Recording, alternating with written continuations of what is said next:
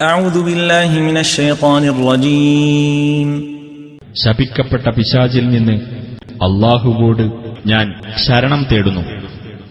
وإلى ثمود أخاهم صالحا قال يا قوم اعبدوا الله ما لكم من إله غيره قد جاءتكم بينة من ربكم هذه ناقة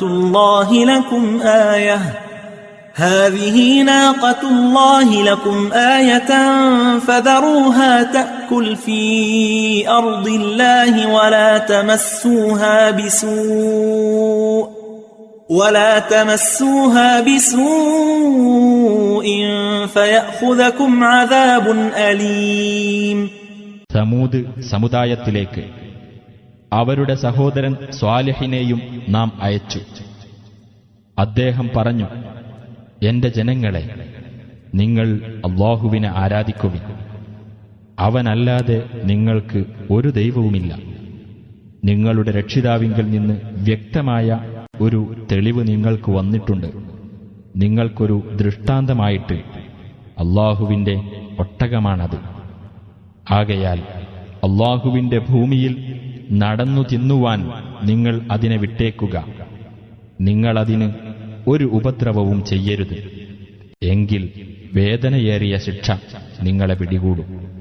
واذكروا إذ جعلكم خلفاء من بعد عاد وبوأكم في الأرض تتخذون من سهولها قصورا وتنحتون الجبال بيوتا فاذكروا آلاء الله ولا تعثوا في الأرض مفسدين. ആദ് സമുദായത്തിനു ശേഷം അവൻ നിങ്ങളെ പിൻഗാമികളാക്കുകയും നിങ്ങൾക്കവൻ ഭൂമിയിൽ വാസസ്ഥലം ഒരുക്കിത്തരികയും ചെയ്ത സന്ദർഭം നിങ്ങൾ ഓർക്കുകയും ചെയ്യുക.